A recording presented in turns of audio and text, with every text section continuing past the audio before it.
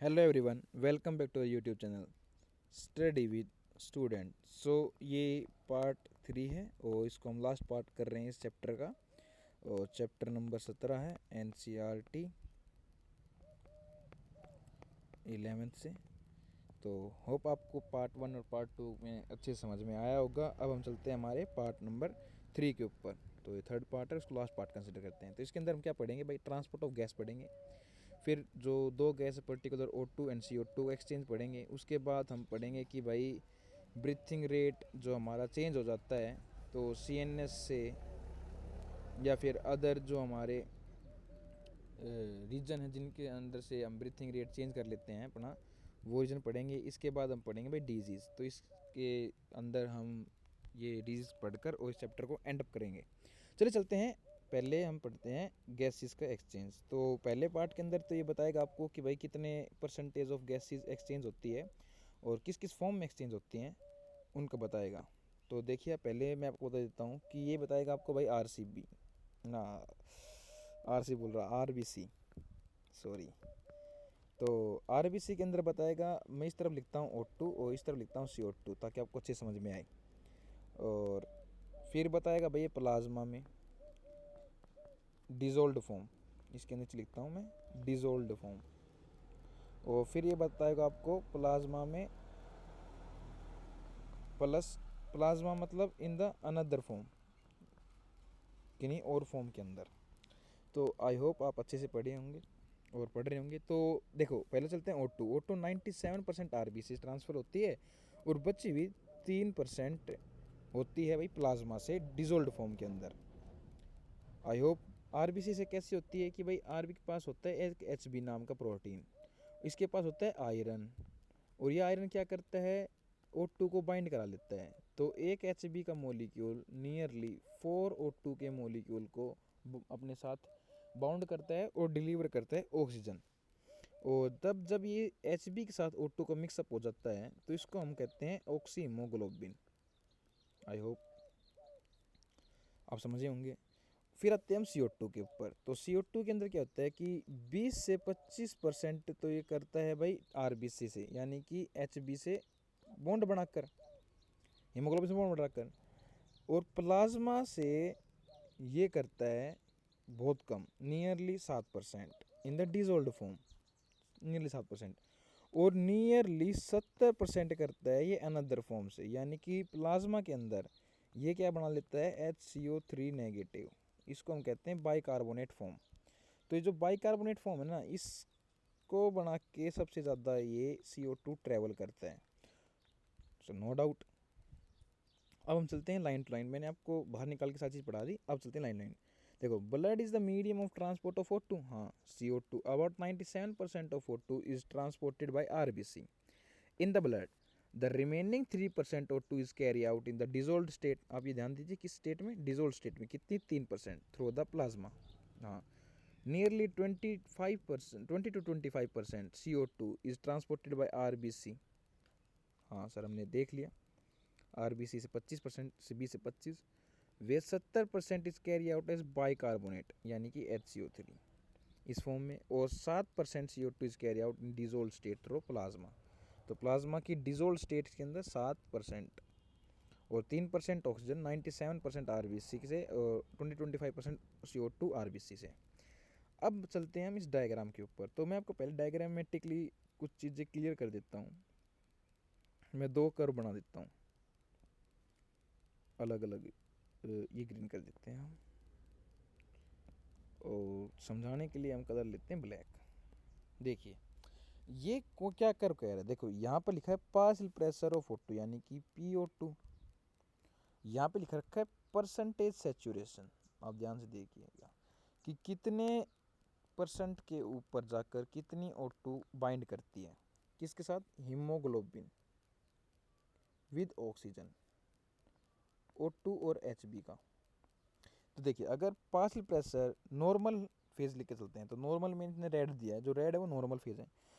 और इस तरफ शिफ्टिंग होती है तो इसको हम बोलते हैं भाई राइट शिफ्टिंग। और इस तरफ अगर एक शिफ्ट करता है तो इसको बोलते हैं लेफ्ट शिफ्टिंग। तो दो शिफ्टिंग आई होप आप अच्छे समझे होंगे। देखिए अगर 60 ले लेते हैं हम, चलो 60 लेते हैं। 60 क्या है, PO2 ले, अगर 60 PO2 है तो ये लगभग बाइंड करेगा अपने पास 90%। ये परसेंटेज में है, परसेंटेज ऑफ सेचुरेशन, यानी कि 90% सेचुरेट हो जाएगा। और सेचुरेट इन द सेंस मतलब ये नहीं है कि भाई इतना परसेंट कैरी कर रहा होगा फुल भरा, नहीं। पर सेचुरेशन का मतलब क्या होता है कि आपके पास 100 एंजाइम है या आपके पास 100 कोई चीज़ है, और सेचुरेशन का मतलब होता है कि इतनी चीज़ प्रोवाइड करने पे आपकी कितने चीज़ यूज़ हो गई। अब मान लीजिए 100 एंजाइम है, मैंने 100 चीज़ प्रोवाइड कर दी तो फुली सेचुरेट। अब 110 भी कर दूँ चीज़ तो 100 एंजाइम है तो सेचुरेट पॉइंट 100 है। उससे ऊपर चाहे आप कितने भी सबस्ट्रेट दीजिए उसको, वो कभी भी उससे ऊपर नहीं चला, क्योंकि क्वांटिटी उसके पास 100 है ना भाई। मेरे थैले के अंदर क्वांटिटी 50 किलो कैरी करने का है। हाँ, ये 20 को मैं कैरी कर सकता हूँ, 30 को मैं कैरी कर सकता हूँ, ये मेरी एफिशिएंसी है। बट अब जो उस बैग की एफिशिएंसी है वो 50 kg है, अब मैं उसमें 60 kg रखूँगा तो कैरी थोड़ी कर पाऊँगा, भले मेरी कैपेसिटी हो, बट उस थैले की तो कैपेसिटी नहीं है। तो इसी तरह से RBC की HB की कैपेसिटी तो नहीं है। तो इस फॉर्म में होते हैं ये भाई। देखो पहले करते हैं वैल्यू। अगर आपके पास H आयन कंसंट्रेशन, टेम्परेचर और आपके पास सबसे जो इफेक्टिव होता है वो PCO2, अगर ये तीनों चीज़ें हाई हैं तो ये कर्व आपका राइट साइड शिफ्ट होगा। किस सेंस में, जब ये चीज़ें हाई हैं। और अगर ये चीज़ें लो हो गई, सेम सेम ये चीज़ें लो हो गई तो ये कर्व हो जाएगा लेफ्ट साइड। तो आप देख सकते हो अगर लेफ्ट साइड में 60 लेके चलता हूँ तो 60 के ऊपर लगभग मेरे को 110 मिल जाएगा, और इसी 60 के ऊपर नॉर्मल के अंदर 80 दे रहा है, न सॉरी 90 दे रहा है, और इसी 60 के ऊपर 60 का पॉइंट दे रहा है।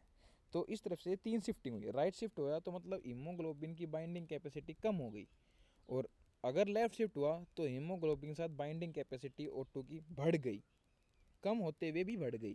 तो इसको कहते हैं हम, ये एक प्रकार का आपका,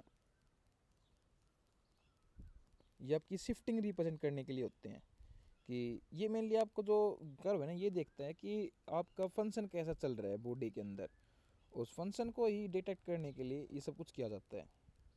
चलिए अब हम पढ़ते हैं लाइन टू लाइन। देखिए haemoglobin is the red coloured iron, जिससे हमें red coloured iron containing pigment होता है हमारे पास, ये प्रेजेंट इन द RBC, पता है sir. O2 can bind with the haemoglobin in reversible manner. अब ये पॉइंट है, इसको समझते हैं। भाई मान लीजिए ये आपका हीमोग्लोबिन है HB, अगर इसके साथ O2 बाइंड कर गया और अब ये टिश्यू लेवल पे पहुंचा, ये लंग्स लेवल है और टिश्यू लेवल पहुंचा, तो HB से O2 को अलग भी तो करना है ना भाई, ताकि सेल यूज़ कर पाए। तो इसको क्या कहेंगे, जब बाइंड होता है और जब अनबाइंड होता है तो दोनों काम करते हैं, तो इसको कहते हैं रिवर्सिबल प्रोसेस, यानी कि बाइंड होना और फिर अनबाइंड होना। तो ये कैसी प्रोसेस होती है, रिवर्सिबल प्रोसेस। जब ये इसके साथ बाइंड होता है ना तो इसको बोलते हैं हम ऑक्सी हीमोग्लोबिन। तो each haemoglobin molecule can carry in maximum of 4 O2 molecule. आप ये याद कर लीजिएगा कि अगर आपके पास एक HB मॉलिक्यूल है तो उसके साथ 4 O2 के मॉलिक्यूल जुड़ेंगे। Binding of oxygen with haemoglobin is primarily related to the partial pressure of O2। किससे रिलेट करता है, PO2। PO2 लेवल आपके पास कितना है, इससे प्राइम फैक्टर है ये, इसको मार्क कर लीजिए पॉइंट को। ये पहले नीट में आया हुआ भी है कि कौन सा ऐसा सब्सटेंस या फिर ऐसी चीज़ है जिसके कारण बाइंडिंग एफिशिएंसी O2 की होती है या रिलेट होती है उसके कारण। तो PO2 के कारण ही सबसे ज़्यादा हम ये देखते हैं कि भाई कितनी बाइंडिंग हो पाई कितनी नहीं हो पाई। अब हम चलते हैं partial pressure of CO2, hydrogen ion and temperature. तो 3 फैक्टर और कौन से आए, PCO2, H positive and temperature. ये देखिए, तो इसके अंदर मैं आपको पहले बता देता हूँ, अगर ये तीनों चीज़ें हाई हैं तो ये सपोर्ट करेगा किसको, ये सपोर्ट करेगा कि भाई HB से O2 टूट जाए, इसको टूट जाए। अगर ये चीज़ें लो हैं तो ये सपोर्ट करेगा कि HB के साथ O2 बाइंड हो जाए। तो ये बाइंडिंग को, अगर लो है तो बाइंडिंग को सपोर्ट करेगा, और हाई है तो आपको डिसोल्यूशन को सपोर्ट करेगा। अब इसी के अंदर बताएंगे। The factor which can interfere with the binding. A sigmoid curve is obtained when the percentage saturation of hemoglobin with O2 is plotted. हाँ, किसके साथ? PO2 के साथ. ठीक है सर, हमने देख लिया, आपने बता दिया. This curve is called the oxygen dissolution curve. इस कर्व का क्या नाम है? Oxygen dissolution curve. आप यहाँ देख भी सकते हैं. And is highly useful in the studying of the effect and factor like PO2, H आइन कंसनट्रेशन ETC. ये PO2 लेवल वगैरह ना PCO2 लेवल वगैरह का चेक करने के लिए भी इसका बहुत ज़्यादा यूज़ होता है. On binding of O2 with haemoglobin the in the alveoli. कहाँ? Alveoli. Where there is PO2 क्या है? हाई. एक फैक्टर हो गया हाई. अब देखिए लो क्या है? PCO2. लेसर क्या है? H positive ion concentration. और लोअर हीट टेम्परेचर. अगर ये तीन चीज़ लो हैं तो ये फेवर करता है बाइंडिंग को. The factor are all favourable for the formation of oxyhaemoglobin यानी कि बाइंडिंग को. Where in the tissue low अगर PO2 हो गई और हाई PCO2 है, हाई एच एन कंसनट्रेशन है और हाई टेम्परेचर है, तो ये कंडीशन किसकी आएंगी? Favourable for the dissolution of oxygen यानी कि डिसोल्व करने की. वो आपको पता है क्या कहाँ फंसाएगा? वो कहेगा अगर मेरे पास ये कंडीशन है तो CO2 बाइंड हो जाएगी. नहीं, अब ये देखिए, अगर ये आपके पास कंडीशन है तो यहाँ ये साफ साफ अक्सर लिखता है कि CO2 बाइंडिंग नहीं, O2 का डिसोल्यूशन लिखता है. तो आपको भी आगे कहीं कोई पूछे या बताए तो कहना कि अगर ये फैक्टर हैं तो O2 का बाइंडिंग नहीं बल्कि O2 की डिसोल्यूशन हो रही है. From the oxygen hemoglobin, this is the clearly indicate that the O2 get bound to the hemoglobin in the lung surface. हाँ भाई, and get dissolved at the tissue. सीधी सी बात है कि टिश्यू लेवल के ऊपर मैंने आपको बताया था कि क्या क्या कंडीशन होती हैं. देखो अभी लिखेगा कि भाई अगर मेरे पास 100 ml ऑफ मेरे मान लें 100 ml अगर मेरे पास ऑक्सीजनेटेड ब्लड है यानी कि जिस ब्लड के अंदर ऑक्सीजन की अमाउंट ज़्यादा है, तो उसके में से सिर्फ मैं 5 ml ही O2 निकाल पाता हूँ. अगर 100 ml है तो 5 ml ही O2 मैं अपने पास पहुँचा पाता हूँ नॉर्मल फिजियोलॉजिकल कंडीशन में. देखिए 100 ml of oxygenated blood can deliver around 5 ml of O2 to tissue under the normal physiological conditions में देखा मैंने. अब हम चलते हैं हमारे सेकंड टॉपिक पे यानी कार्बन डाइऑक्साइड. तो मैं इसको पहले आपको एक बार रफली आइडिया दे देता हूँ, उसके बाद समझने में आसानी हो जाती है थोड़ी और. तो क्या है, तो मैं इसका रफली आइडिया करता हूँ आपको एक बार. देखिए इसका आइडिया मैं यहाँ देता हूँ साइड में बॉक्स निकाल कर. देखो CO2 मैंने बताया कि 3 तरीके से काम करता है. एक तो भाई HB के साथ बाइंड होकर यानी कि 20 से 25%. फिर मैंने बताया कि भाई ये प्लाज्मा में डिजोल्ड फॉर्म में भी चल पड़ता है. कितना चलता है? 7%. जब अब महत्वपूर्ण कार्य 70% वाला, ये क्या करता है कि CO2 को पानी के साथ मिक्स कर लेते हैं और उससे हम बना लेते हैं H2CO3. और जब ये H2CO3 टूटता है तो इसको H positive plus CO3 negative में टूट जाता है. तो आपको पता चल गया ना क्या है? H पॉजिटिव कंसनट्रेशन कहाँ टिश्यू लेवल पे हाई हो रही होगी. तो इस प्रकार से ये चलता है. तो ये रहता है at the level of tissue. और जबकि हम लेवल ऑफ लंग्स के ऊपर आएँ तो जब लंग्स की लेवल होता है तो क्या करते हैं कि भाई ये इसके साथ बाइंड अप करेगा और ये बना लेगा इंटरमीडिएट, और इंटरमीडिएट से फिर ये फॉर्म बनाएगा H2 और CO2, और CO2 लंग से आउट. तो इस प्रकार से काम करता है जो 70% वाला है. तो इसके अंदर होता क्या है कि इसके अंदर एक पर्टिकुलर एंजाइम मिलेगा आपको. जो एंजाइम है कार्बोनिक अनहाइड्रेज, वो क्या करता है कि इस कार्य को फास्ट कर देता है, रेट को बढ़ाता है. और आई होप आपने मेरे अगर पिछली वाली क्लासेस देखी होंगी बायोमोलिक्यूल्स की. देखो मैंने बायोमोलिक्यूल्स पढ़ाने का रीज़न भी यही था. अगर बायोमोलिक्यूल में आप अगर एक बार सेल पढ़ा देता हूँ तो उसके बाद आपको ना थोड़ी चीज़ों को समझने के बायो में समझने में आसानी होने लगती है. तो बेसिक सी ये बात है, तो वो इसलिए पढ़ना ज़रूरी होता है पहले. अब हम चलते हैं हमारे ट्रांसपोर्ट ऑफ कार्बन डाइऑक्साइड पे. तो ट्रांसपोर्ट ऑफ कार्बन डाइऑक्साइड देखते हैं. देखिए CO2 is carried by haemoglobin as the carbamino haemoglobin. हाँ ठीक है, अगर HB के साइन बाइंड कर गया CO2 तो कार्बामिनो हीमोग्लोबिन फॉर्मेशन हुई. ये 20 से 25% हमने पढ़ लिया. The binding related to the partial pressure of CO2 किस पे डिपेंड करेगी? PCO2 पर. Primary, first time primary. PO2 is the major factor. ये क्या है? Major factor. ये याद कर लीजिए जो टर्म मैं बाहर निकाल रहा हूँ। वो आपसे अगर पूछेगा कि भाई partial pressure of CO2 is related है, this binding related to the partial pressure of CO2, हाँ बिल्कुल है। पर सबसे मेजर फैक्टर क्या है इसके अंदर? तो सबसे मेजर फैक्टर है जो इसके अंदर वो है, सॉरी फॉर द डोर,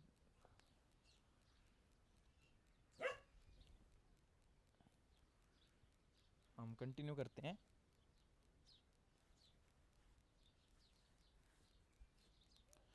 तो हम क्या करेंगे? PO2 which would be affect this binding when PCO2 is high, PO2 is low, the tissue at the level of tissue more binding of carbon dioxide occur where the PCO2 is low and PO2 is high than the alveoli। ये हमने पढ़ चुके हैं, इसके अंदर कोई नई बात है नहीं, वही सेम कहानी है जो मैंने रिपीट की ऊपर। अब देखिए PCO2 from the carb amino hemoglobin take place, CO2 which is bound of to hemoglobin from the tissue is delivered at the alveoli। क्या कर रहे हैं कि CO2 जब बाउंड हुई किसके साथ? HB के साथ। अब इसको पकड़ के कहाँ लेके जाएगा? लंग्स के पास, और लंग्स के पास ले जाके क्या करेगा? HB तोड़ लेगा CO2 को और बाइंड कराएगा O2 को। तो ये कार्य कहाँ होता है? लंग्स के पास। RBC कंटेन, देखो अब यहाँ पर एक बहुत तगड़ी बात आएगी कि है क्या वो चीज़। देखिए RBC कंटेन वेरी हाई, इसके ऊपर मार्क कीजिएगा, very high concentration of the enzyme. कौन सा? Carbonic anhydrase. तो RBC के पास कितना है? High, HIGH, high amount of carbonic anhydrase enzyme. Any minute quantity of the same is present in plasma. तो प्लाज्मा के अंदर भी क्या ये प्रेजेंट है? हाँ सर, प्लाज्मा के अंदर प्रेजेंट है बट एट लो अमाउंट। तो ये बहुत जगह, plasma as well as RBC दोनों जगह ये प्रेजेंट होता है। This enzyme facilitate the following reactions in the both direction. तो आपको मैंने पहले पढ़ा दिए दोनों के दोनों ये रिएक्शंस।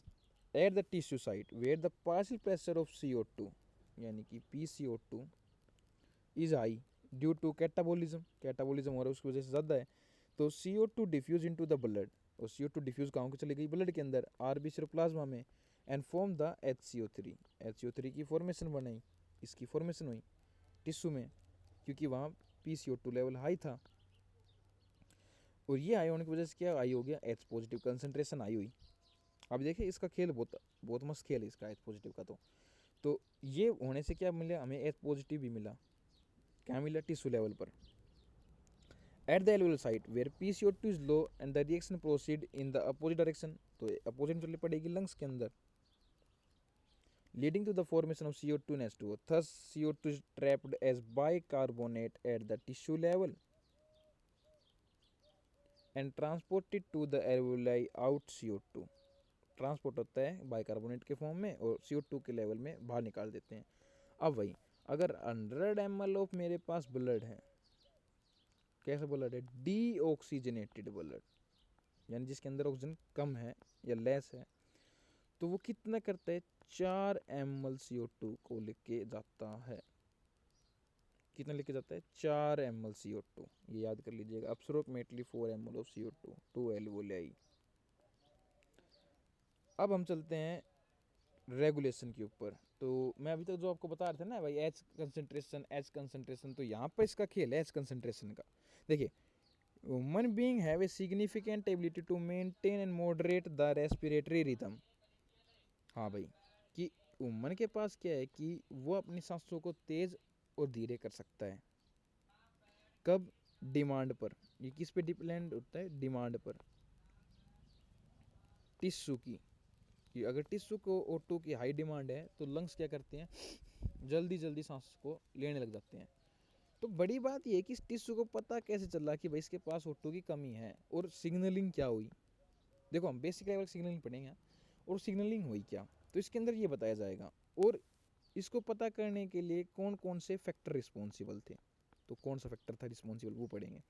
देखिए, eight the tissue demand the body tissue, ठीक है, this is done by the neural system, तो हमारा ब्रेन न्यूरल सिस्टम जिसके अंदर PNS CNS ये इंक्लूड होते हैं। The specialise centre present in the medulla, कहाँ प्रेजेंट है भाई, मेडुला, ये बाहर निकाल लीजिएगा, ये मेडुला के अंदर प्रेजेंट है।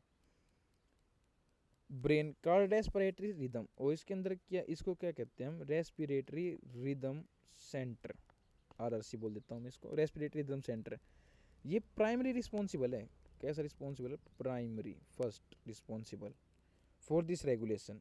अनदर सेंटर, इसके बाद एक सेंटर और प्रेजेंट है, कहाँ, वो पोन्स रीजन में प्रेजेंट है ब्रेन में, कॉल्ड द न्यूमोटॉक्सिक सेंटर, इसको हम क्या कहते हैं, न्यूमोटॉक्सिक सेंटर, न्यूमोटॉक्सिक सेंटर।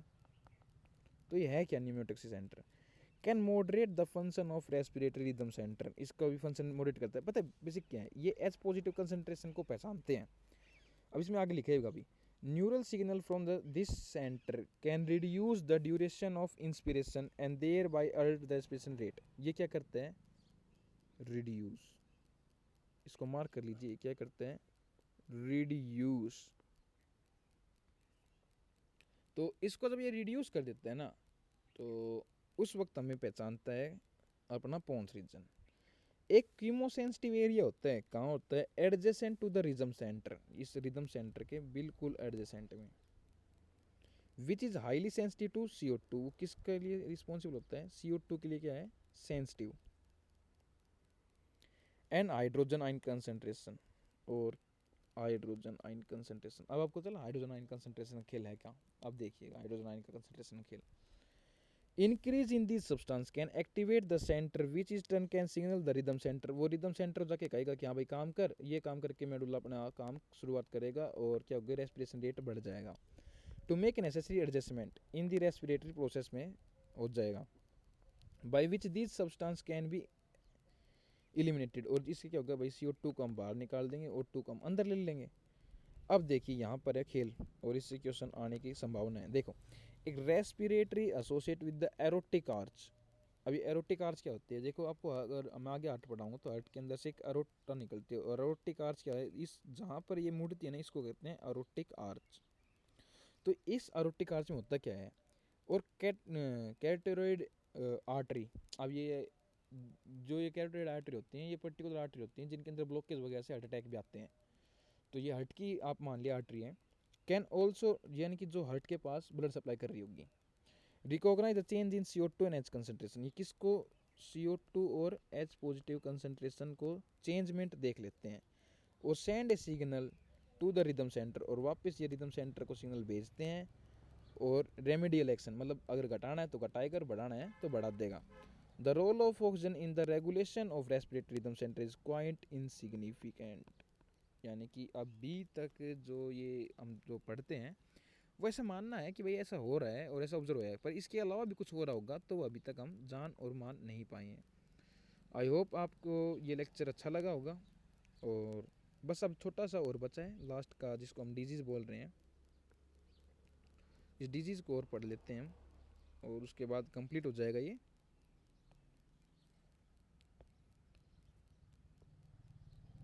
ये ब्लैक तो वही हो जाएगा, चलो इसको,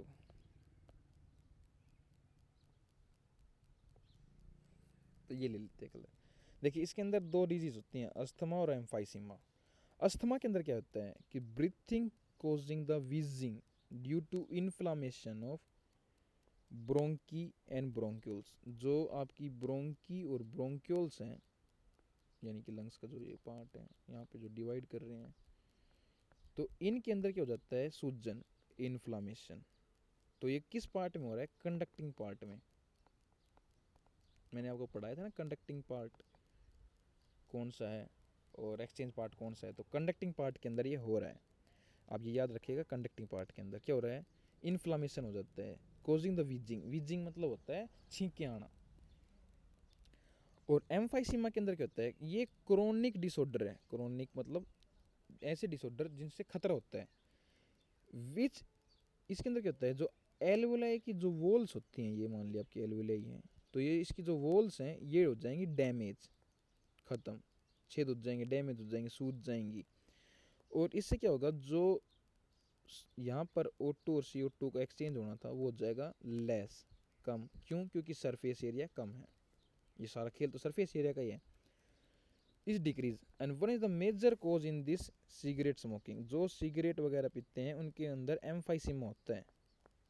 तो बच्चों के अंदर आपको पता होगा अस्थमा हो जाता है कई बार, क्योंकि उनकी ब्रोंकियल्स के अंदर प्रॉब्लम आ जाती है। बट एम्फाइसीमा सिर्फ उन्हीं ज़्यादा लोगों को होता है जो सिगरेट स्मोकिंग एरिया में रहते हैं, या फिर जो पोल्यूशन है, एयर पोल्यूशन, उसके कांटेक्ट में ज़्यादा बने रहते हैं, तो उनको ज़्यादा एम्फाइसीमा खतरा होता है। इसके बाद आते हैं हमारी last disease.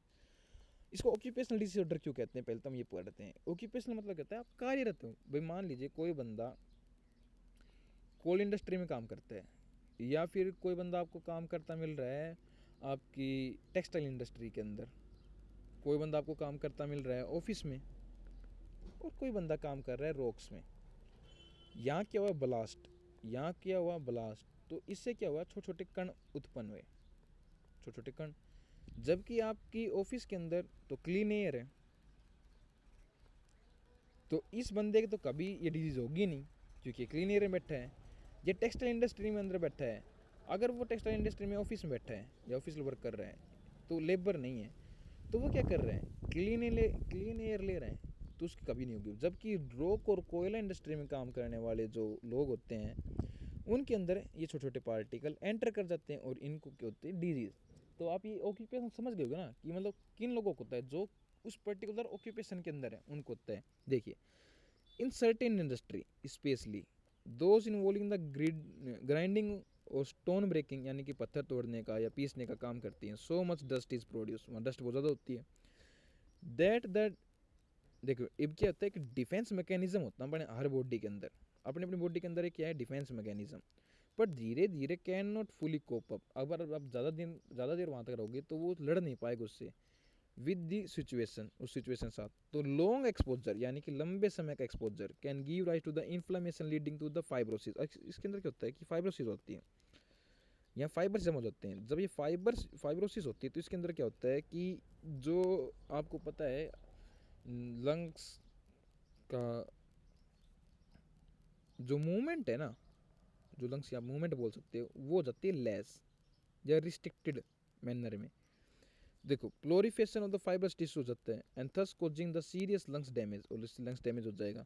Worker in the such industry are should be wear protective mask. तो इनके क्या होना चाहिए, एक प्रोटेक्टिव मास्क कंपलसरी होता है।